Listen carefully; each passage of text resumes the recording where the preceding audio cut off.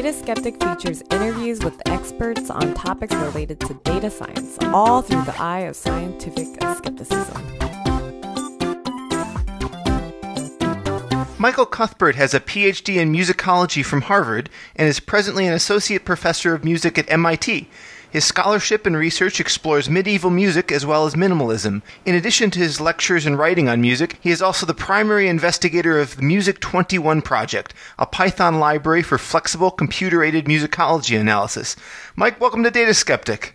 Thank you. It's great to be here. So I've been looking forward to this because I've started playing around with Music21. I'm excited to hear a lot of your perspective on it and get some further details. Maybe we could start there. What exactly is Music21? So Music21 is a library of modules for being able to represent music and to manipulate it. And it's primarily focused on symbolic music. That's to say musical scores, things like music theory ideas, chords and keys and scales and rhythms that can be precisely represented in a computational framework. And then we can use this to analyze large quantities of music or to make comparisons across different musical genres or times and places. The Music21 motto is listen faster. And so it allows you to do the types of analytical procedures that people who are really interested in music, professional musicologists, do all the time, but between 1,000 and 1,000,000 times faster than we can do it by hand. What's an example of one of those analyses a musicologist might be interested in? One of the things that we looked at is how did the bass line of pop songs change over time? So there used to be a period where all the bass lines, classical music tends to have a lot of jumping around by what we call fourths and fifths. And then we have a period where we have a lot of moving down by thirds. So,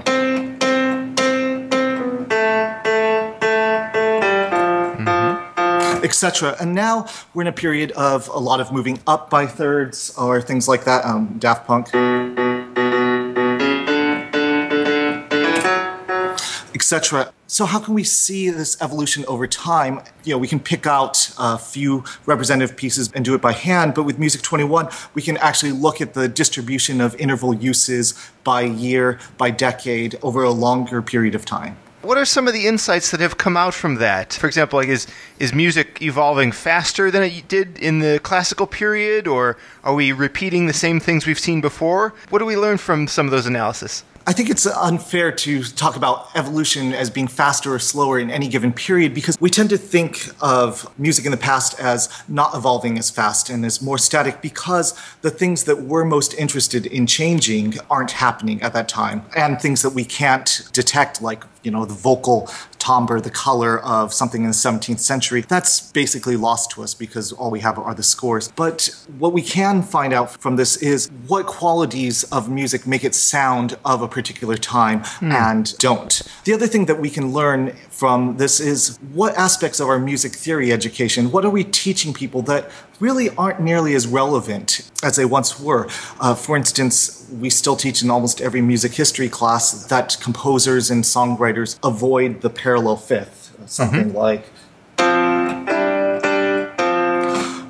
And that's basically gone in the data sets that we can see. This is a rule that at some point was very helpful to people, and that people today are not finding it helpful. When I think about music, and maybe this is my own bias, at least modern music, I can kind of label it by decade and say, oh, that's what music was like in the 80s and in the 70s. But then I have these broad brushstrokes of, classical, Baroque, Romantic periods. As you were saying, it's that those are things that I see as static. If I were to really spend the time investing and looking at something like, let's say, medieval music, would I see just as much variation over a 10-year period as I perceive in my own time period? Even for a specialist like me, it's hard for me to really hear, wow, that's definitely from 1370, not from 1360.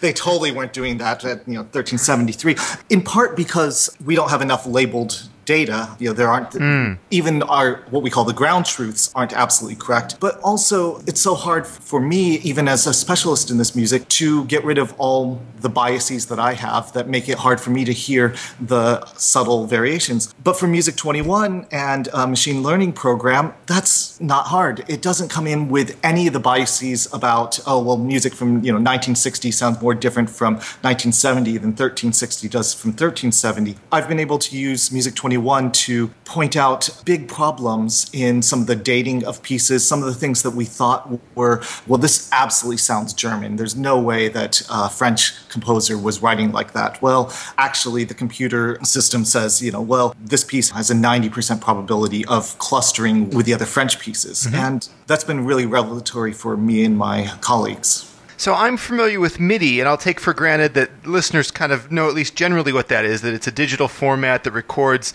the inputs given to an instrument, different from like MP3 that's recording the sound waves. MIDI's recording sort of the events that describe a piece of music. I have a MIDI library I'm familiar with in Python. I could use that to read all those events and presumably do some music analysis. Why do I need Music21 if I know MIDI? If you know MIDI, you'll definitely be able to, with any sort of programming package or any library, come up with the count of how many notes are above the treble clef staff, or what's the most commonly used rhythm. You don't need Music21 for that, and I'd encourage people, if you want to go forward in this, use whatever is most beneficial there. But Music21 has a lot of the algorithms that other researchers have developed for things such as analyzing the keys and key changes, or figuring out, of all the notes that you're hearing at that point, what chord is it and how does that chord function in this larger context. And you don't need to reinvent the wheel if you'll load your MIDI file into Music21 or collection of MIDI files. In addition, there's a lot of richer data formats than MIDI, such as MusicXML, which encodes a lot of information from the score. Is this thing that sounds loud, is it forte or is it fortissimo, loud or very loud in the score? And Music21 can read all that information and work with it in a machine learning context as well.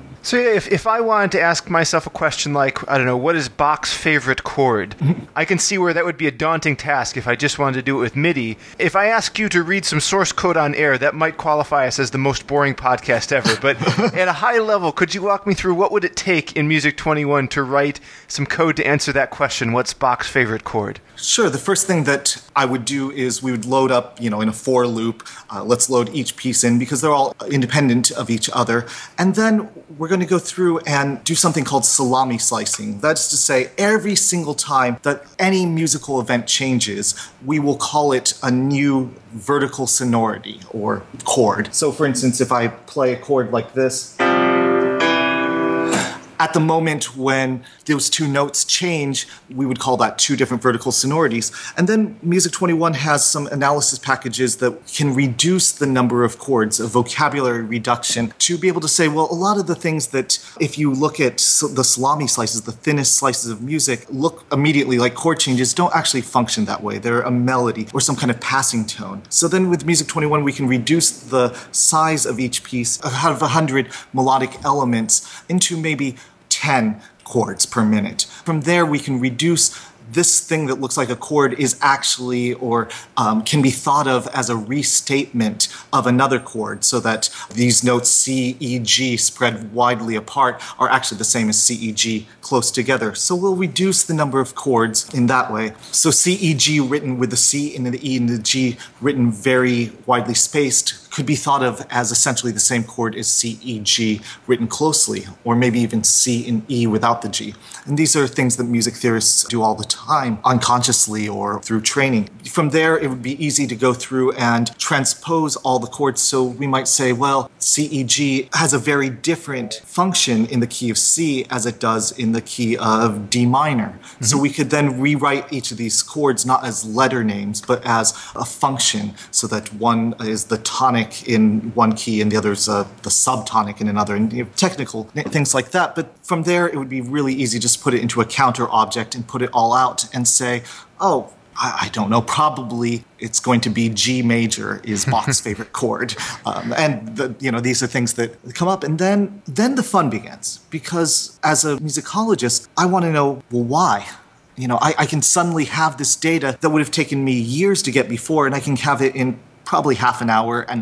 And then I can start asking, well, why is it that his favorite chord is different from Monteverdi's favorite chord, who composed at the beginning of the Baroque era, Bach dying in 1750, Monteverdi living around 1600. So in this 150-year period that we tend to just throw together as the Baroque, what changed? Mm-hmm. And how is that interesting? Where we started out that for loop where we load all the Bach pieces, can Music21 help me find those pieces? Music21 doesn't have that built-in capability, but I've been working with another project called Elvis, the electronic locator vertical interval sonorities. Another one of these cases, I think, where the acronym preceded the expansion. The Elvis Project has a large online database of all the machine-readable symbolic formats that it was able to find on the internet, MIDI and MusicXML, ABC, I believe, and other formats, and so they've all been collected there. There are other large repositories of huge numbers of MIDI files from the internet. I believe there's a Cornell researcher who's just acquired over 1 million MIDI files that are ripe for this kind of large-scale symbolic analysis. Wow, so it seems like a pretty rich data set to work on then. Absolutely. So I'm familiar with a number of different music formats. We've mentioned MIDI, and you had mentioned MusicXML. I'm also a fan of a project called Lilypond. Can Music21 interact with all of these interchangeably? Music21 can interact with both MusicXML and MIDI, and there's some other formats, Capella, Noteworthy, Composer, ABC, which is a large repository of tunes for the Lord of the Rings online project and other folk music. Music21 can read in all of those formats, and it can also produce Lilypond format. It's a text-based format that produces absolutely beautiful musical scores. It can't actually read in Lilypond except the most basic files, because Lilypond files are actually a form of scheme source code macros. And so I would need an entire scheme interpreter to read in everything that could possibly be there. Makes sense. One of the other formats that I'm really proud that Music21 works with on the output side is Braille music code and Braille music notation, which I hope will be able to open up the world of scores to a much larger audience of people with sight difficulties who will be able to see exactly what this music looks like on paper.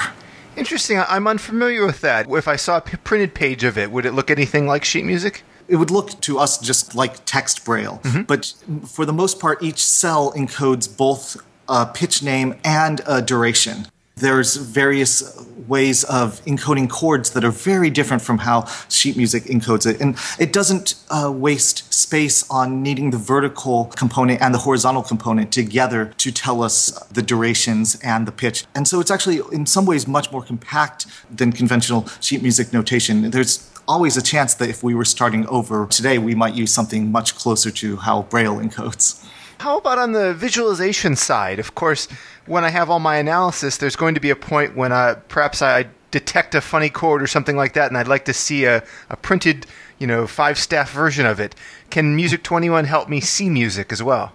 Oh, absolutely. Since it's a computer-based project, one of the other things that we can do is, as you tweak parameters, of course, we can generate scores in real time. And it's all a process of, do you want a very high-quality score that you're going to then publish? Well, we can send it out through Lilypond or MuseScore, Finale, some of these music notation software packages that take a little bit of time to render the score. Or if we want something that looks pretty good and it's incredibly fast, we can send it out through a JavaScript library and render it in the browser. So there's a lot of things that we can do to get immediate feedback in score notation. If you didn't read score, we can also generate plots, for instance, of a piano roll style, where the horizontal component is time and the vertical is completely just which note on the piano is being played, and you can see each note. There's a lot of YouTube visualizations of this type, and I read music notation pretty fluently, but every once in a while I'll put out a piano roll plot, mainly to demonstrate something to somebody who doesn't read music, and all of a sudden I will see repetition patterns in the music that were never obvious to me before. And so a lot of these visualization tools are even used by people who can read the notation. So you had mentioned earlier some of the built-in algorithms and processes that are available that Music21 gives a user for free. Could you give us maybe a teaser of what some of those are? What kind of, maybe the depth and breadth of stuff that's available? Well, one of the things that my students find really valuable is the ability to take a single melodic line and realize it into a fully realized harmonic package. And they find that very valuable because it's generally the things that their other teachers are making them do for homework. Another really useful set of tools that Music21 has is a large collection of feature extractors. So these are little tools that change some part of the musical score into a numeric representation. And a guy named Corey McKay developed about 100 of them, and we've added about 50 more that can be applied to MIDI and MusicXML files and really be able to look at, what's the rhythmic variance between one section and another? How smoothly do key changes happen? And so on and so forth. And from these feature extractors, we're able to use off-the-shelf packages like Orange to really see how pieces of music relate one to another. When you mention feature extractors, and you've already mentioned machine learning previously, my head's going directly there, that I can do some interesting classification or regression type problems given these data sets and tools. Do you have any favorite examples of work that other people, or perhaps yourself, have utilized Music21 to do along those lines? Yeah, I had a graduate student who I thought this was really fascinating, trying to figure out with these classical pieces that tend to have 4 movements, maybe they're fast, slow, dance, and finale. Mm-hmm. And the student used Music21 to figure out how small of an excerpt of a piece do we need to have in order to know exactly which movement are we in, or even we could extend this to where in a piece are we. Sometimes we walk into a concert late, or we walk into a friend's house and we turn on the radio and a piece is already in progress, and we might not know the piece at all, like the computer who hasn't been trained on the score, and yet we have a really good sense of, oh, that should be nearing the end. It's too bad I missed it. Or, oh, good, this is near the beginning. And how do we know that? And how good can the computer be with that? And I thought that was a really fascinating project. Was Music21 started out of just the sheer obviousness of like, hey, there should be a cool library for working on music projects,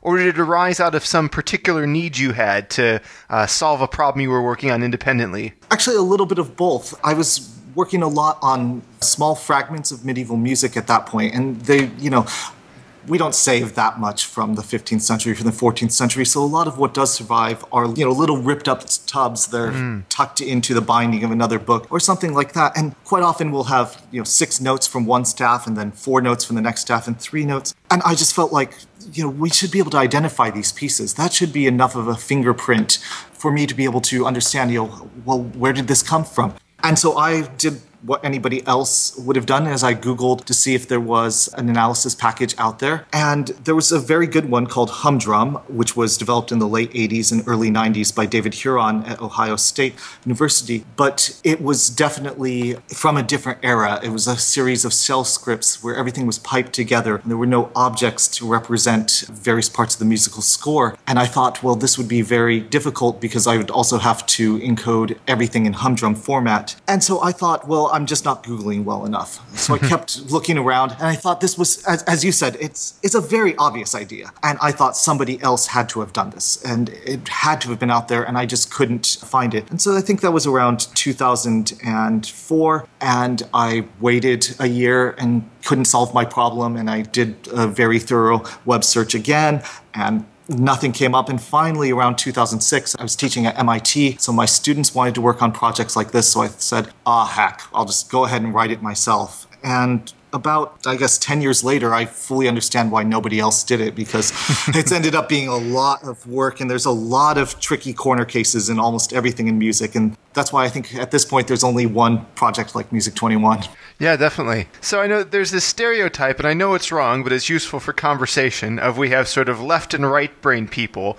If I stick to my, I guess it's right brain, my more analytical side, Music21 is obviously the tool I want to pick up, and it was very intuitive for me to learn. But when I think about the stereotype of the left brain person, which perhaps where a lot of musicologists lie, it bears with it this, whether it's right or not, the stereotype of someone who's less technical or doesn't want things as rigidly structured. Probably not computer programmers. I bet the intersection of musicologists and programmers is rather small. How have you found that community has adopted to taking on this technology and maybe having to learn to code just to use Music21? I will say when I use Music21 and it ends up confirming something that we've long thought in music history, everybody's very happy to have a new technical tool in their toolkit. But when Music21 ends up refuting something that we've always been thinking, then the difference between the left brain, I don't want to have a computer tell me the right way to analyze things versus the more technical side, then it really does come out. But there are more and more people who are going into liberal arts fields like musicology, especially like music theory, who are interested in programming and who know that this is important. And even if they don't want to personally do it themselves, they're interested in learning the basics of a toolkit like this to at least be able to do something like a note counting routine or a search for a particular figure.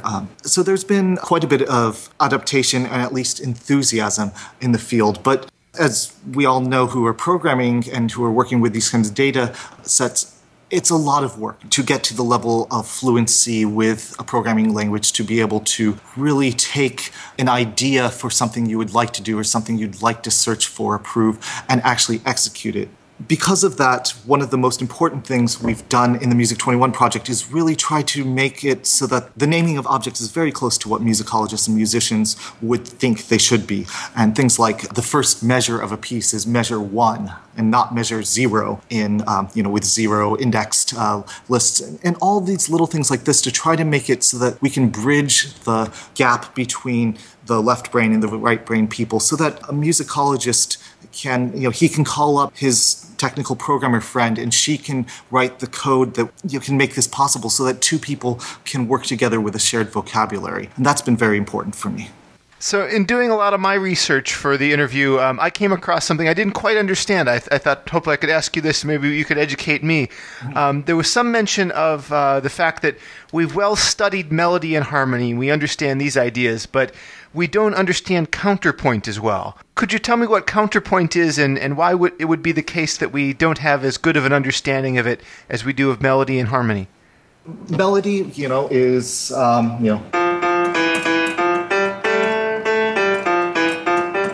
something like that. Mm-hmm. And harmony, so we're thinking of something along, if we're looking at a musical score, that's really oriented on the on the horizontal axis. And then harmony would be a succession of chords, something like,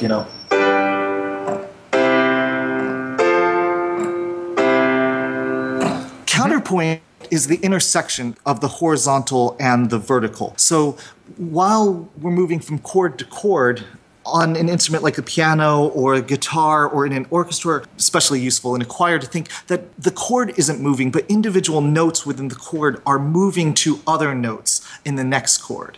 How one note moves in one chord to its position in the next chord we call voice leading, and the interaction of all the notes in one chord that move to all their new configurations in the next chord is counterpoint. A point being a melody originally in medieval Latin, so punctus contra punctus, point against point. What's challenging about counterpoint from a computational standpoint is that there's lots of ways that we can think of analyzing one-dimensional data. So a melody, we can essentially put it in a list or an array or something of that sort. And a chord, we can do the same, except that our array is sort of oriented 90 degrees in the other direction. But with counterpoint, we're really thinking of, well, how do we look at the simultaneous movement of one verticality to the next? And the way that composers solve the problem of, well, I want every note within a chord, especially in something like a choral piece, I want every note within a chord to move to the next chord in such a way that has a beautiful melodic line. Mm-hmm. At the same time, I want all of the chords to move together in a progression that has a beautiful harmony. So the melody and the harmony have to be solved at the same time. It's a little bit like Rubik's Cube solving where you think you get one face done and oh no, you've screwed up all the other faces. The techniques for being able to analyze counterpoint require new algorithms. They're not especially difficult algorithms compared to some of the things that the other data scientists that you've brought onto your podcast are doing, but they're new and they need to be thought of in musically cogent ways. So I know music has changed quite a bit stylistically. You know, like we hear a lot of seventh chords today, and there was a time when that was considered discordant and not a, I guess, proper part of music. I know a lot of your research goes into medieval music. How does medieval music compare to modern music? I mean, I think that's a general and maybe too open-ended question. Obviously, it's different and has certain properties, but does it follow the same rules and structures? It's just maybe parameterized differently than modern music, or has everything changed and evolved? Well, a lot of things have changed. And when we're talking about medieval music, we're really talking about an era that's, maybe from 500 to 1500 or 1400. So it's about as long as, 3 times as long as everything that's come after it that we listen to. So I can't really say about, one thing that's happening there, but I'll say in the periods that I mostly work on toward the end of the Middle Ages, the 1200s, 1300s, 1400s, we're seeing a change going from the 2 consonant sonorities are the fourth, so I'll count 1, 2, 3, 4, fourth, and the fifth, to the 2 consonant sonorities being the third and the fifth, and the third and the fifth together. What we call simply a triad or just a chord.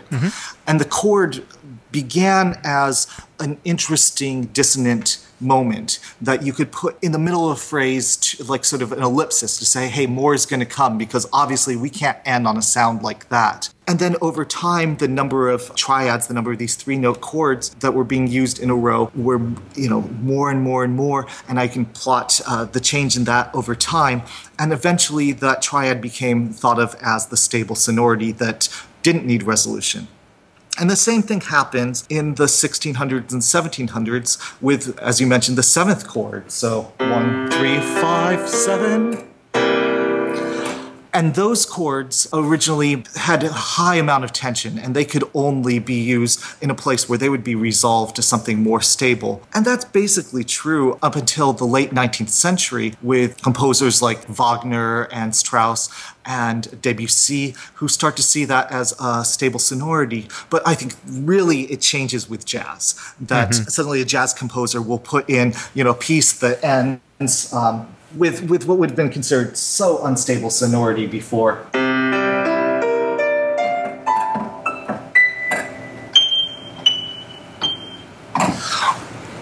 And sounds like that. I'm not a very good pianist in general, or a jazz pianist, but something like that, you hear, oh yeah, that's where you put down your gin and tonic, your scotch, and you go, oh, and you applaud for the, and that sounds like an end to us now. And so a lot has changed over time, and a lot of times I wish that I could be put into cryogenic freeze and listen to what the music would be like 500 years from now, because I don't think it's changing. I think, a lot of the best music is still to be written, and it's being written today and will be written. I don't think that even if I could use the computer to predict what types of things would come next, which some people think that Music21 can be used for, and it's possible, but it's not a question that interests me, because I don't just want to know, what are the main trends that are going to happen next, but also how are people going to react to this? How are people going to feel? What's the actual piece that's going to be written with the things that are going to change in the future?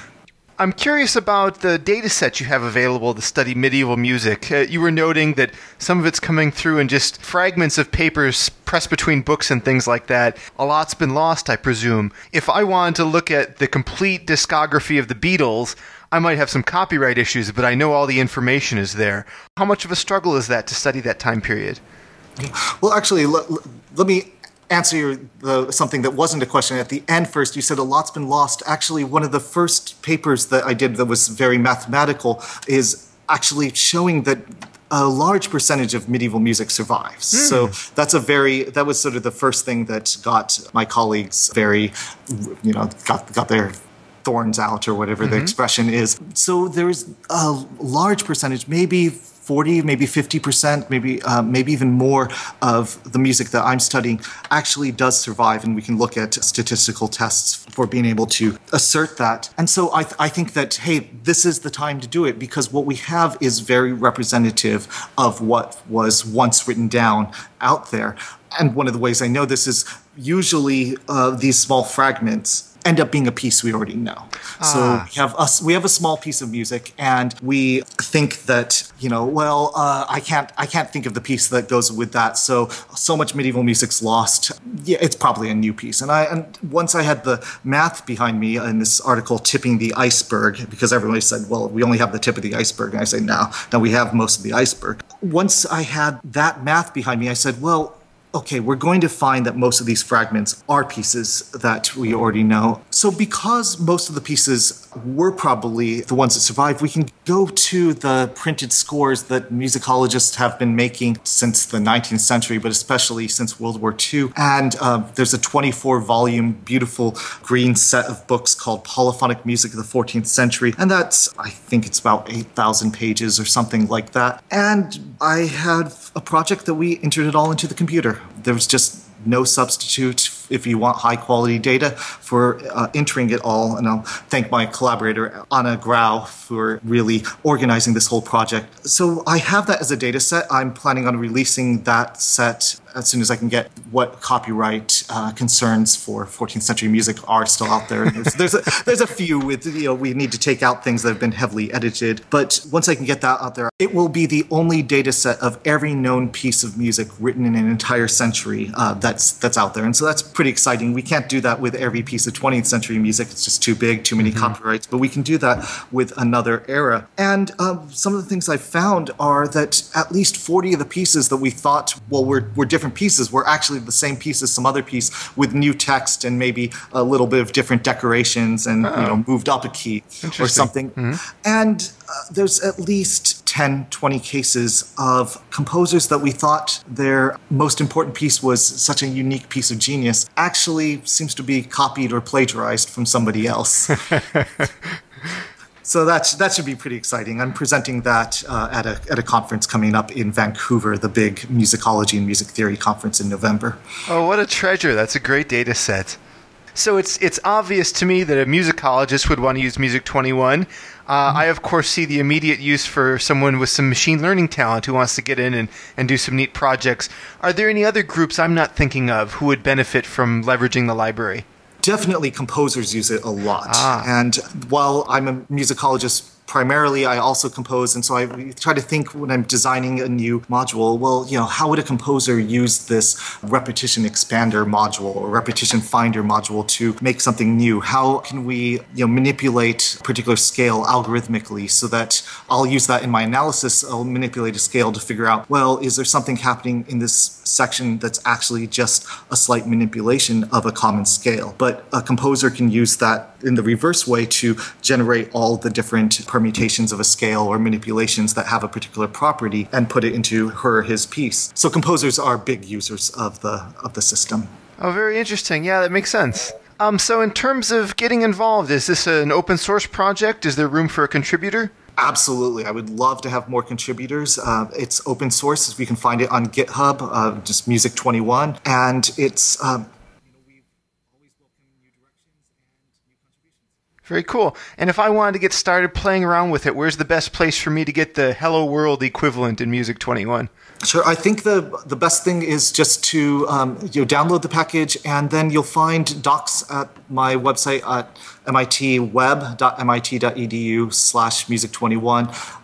I think /doc if you want to go directly to the docs. And there's a tutorial user's guide. You'll see it starts petering out around chapter 15, but the 15 chapters are very good examples of what you can do. And I hope people will contribute more. Excellent. I'll have links to all that in the show notes for anyone who wants to give it a whirl. Before we go, any other things you want to highlight around Music21? Maybe interesting use cases? I came across Score Follower, for example. Yeah.